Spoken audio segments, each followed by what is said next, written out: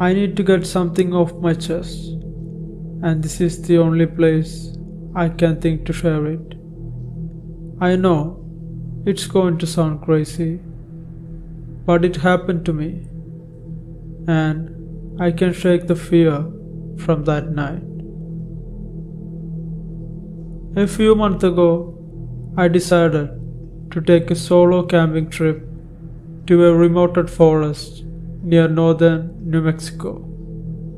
I had heard about this place from an old travel blog.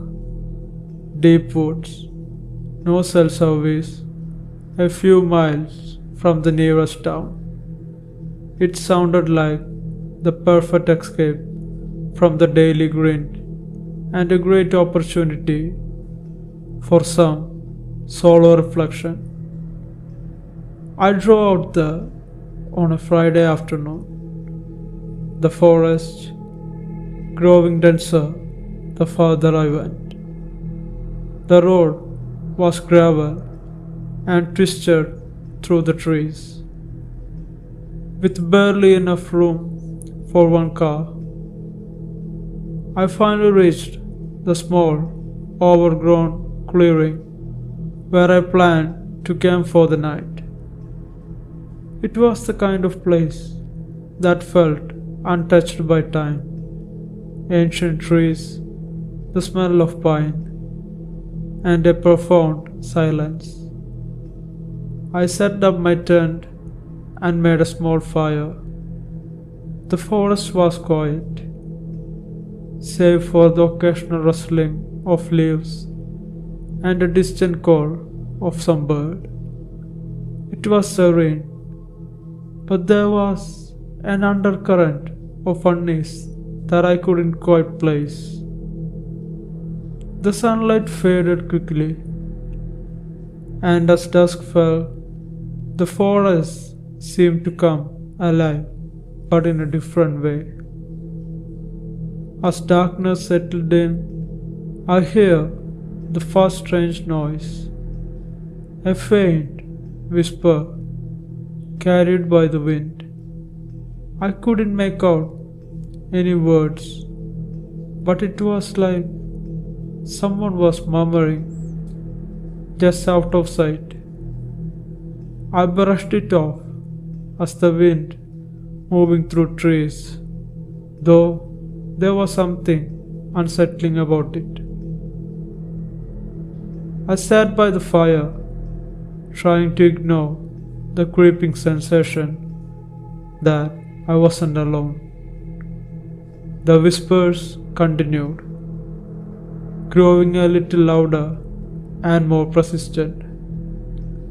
They seemed to drift around the campsite, like shadows moving just beyond the edge of the firelight. Then came the noises from the forest, soft, dragging sounds that seemed to move closer, then retreat, only to return again. The noises were irregular and unsettling too, like the shuffling of feet or the dragging of a heavy object. I tried to ignore the sound, focusing on the fire and the comfort it brought. But as the night went on, the noises grew more intense. I could hear the whispers more clearly now, though they still seemed unintelligible and distant. The dragging sounds became more frequent, more pronounced. So I decided to investigate.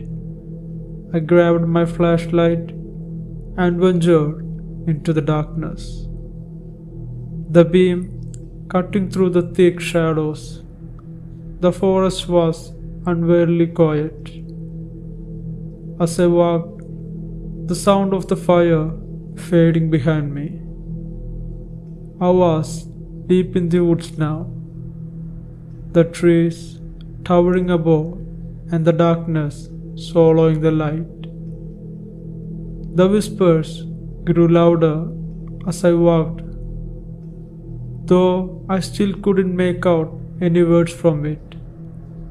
It was like a chorus of hushed voices just beyond my hearing. I could feel my heart pounding in my chest as I moved forward, the beam of the flashlight revealing nothing but more trees and tangled underbrush. I stopped when I heard a new sound, a guttural growl coming from behind me. I spun around, the flashlight revealing nothing but darkness yet again. The growl was closer now, almost as if something was circling me. Hello guys, if you like this kind of videos and want to hear more, consider subscribing to this channel, and also check out other videos on this channel too. Like them, share them. Now, back to the story. I started to head back to the campsite, the feeling of being followed growing more stronger and stronger. The growl grew more intense, a deep, menacing sound that seemed to echo through the tree line. I could hear something moving in the shadows, a presence just out of sight. When I reached the clearing, I saw it, a figure standing at the edge of the firelight. It was tall and thin, almost skeletal. Its skin was sickly grey, stretched tightly over its bones. Its eyes were black voids, reflecting the flickering flames of the fire. The figure was eerily still, watching me with an emptiness that sent chills down my spine. The whispers had stopped, replaced by an oppressive silence. The growl was now a low rumble, resonating from the darkness beyond the clearing. I backed away, my hands trembling as I fumbled for my flashlight. I tried to shine my flashlight towards the figure, but the light seemed to dissipate in the void of its gaze. The figure remained motionless, a dark, menacing presence that seemed to grow more threatening with every second passing by.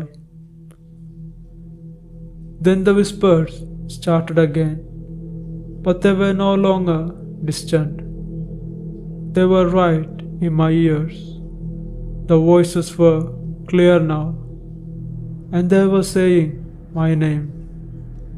"Come to us," they whispered. "Come and see." I was paralyzed with fear, unable to move or look away from the figure. The whispers grew more distant, filling my mind with a cold, desperate urge to follow them into the darkness. I snapped out and turned to run. Then I stumbling over the uneven ground as I made my way back to the campsite. I could hear the figure following me, moving silently through the forest. The growl was louder now, more aggressive, and the whispers became distorted voices. When I reached the campsite, I threw myself into the tent, pulling the flap shut and zipping it as quickly as I could.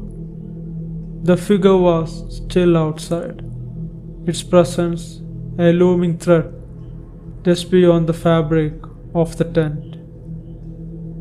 The growling and whispering continued outside, growing louder and more frantic as the night went on.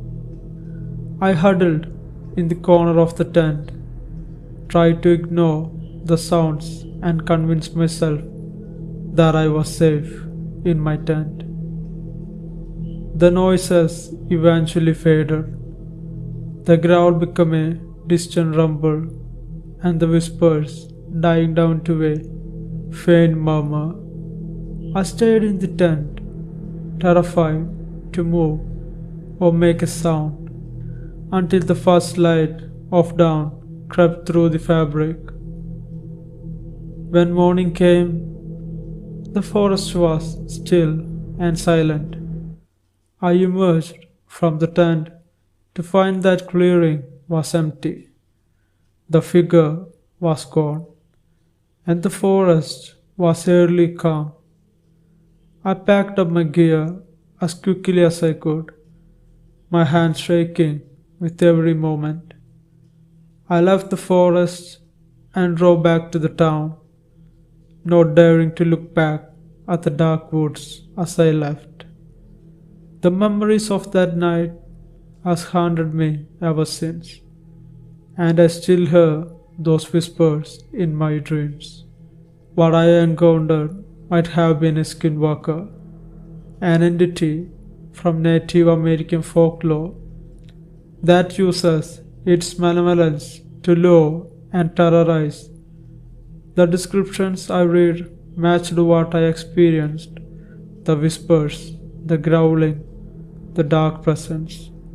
I haven't been camping since that night, and I don't know if I ever will be.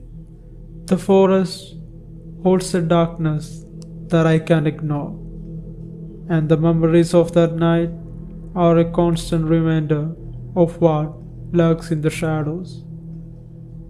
If anyone here has experienced something similar or know more about skinwalkers, I'd love to hear from you. I'm still trying to understand what happened and why it happened to me. So, be safe out there.